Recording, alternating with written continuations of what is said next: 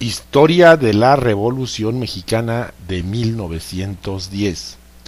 La Revolución Mexicana fue un conflicto armado que tuvo lugar en México dando inicio el 20 de noviembre de 1910.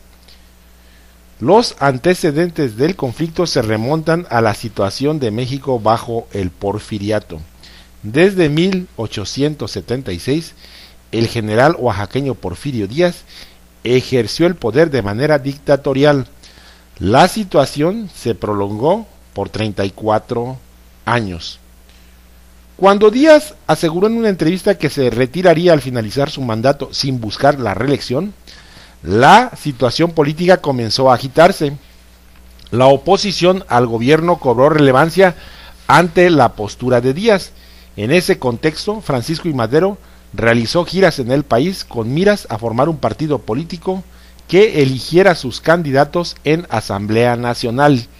Díaz lanzó una nueva candidatura a la presidencia y Madero fue arrestado en San Luis Potosí. Durante su estancia en la cárcel se llevan a cabo las elecciones que dan el triunfo a Porfirio Díaz. Francisco I. Madero logró escapar desde la prisión estatal y huyó a los Estados Unidos.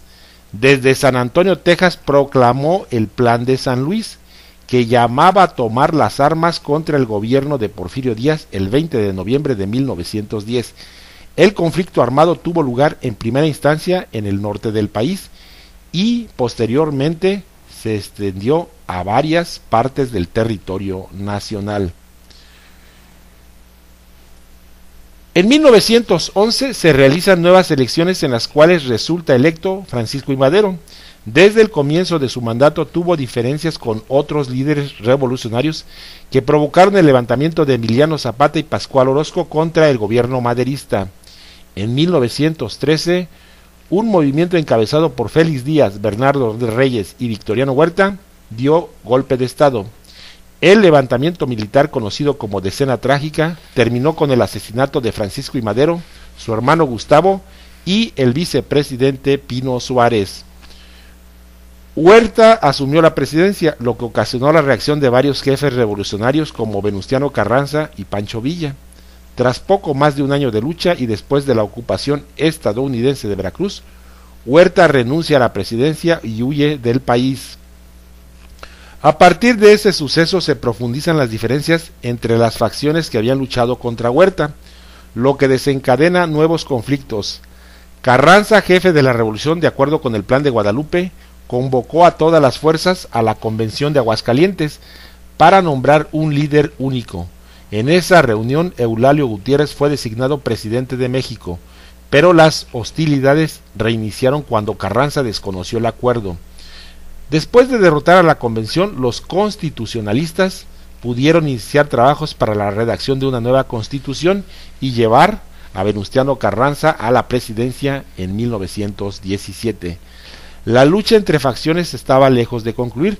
En el reacomodo de fuerzas fueron asesinados Emiliano Zapata en 1919, Venustiano Carranza en 1920, Francisco Villa en 1923 y Álvaro Obregón en 1928. Actualmente no existe un consenso sobre cuándo terminó el proceso revolucionario. Algunas fuentes lo sitúan en el año de 1917, con la proclamación de la Constitución mexicana.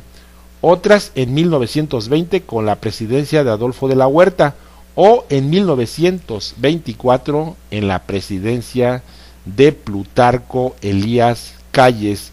Lo único cierto es que el conflicto armado conocido como Revolución Mexicana inició el 20 de noviembre de 1910 con la proclamación del Plan de San Luis en la ciudad de San Antonio, Texas, en Estados Unidos, y cuyo director de orquesta era el ciudadano Francisco I. Madero.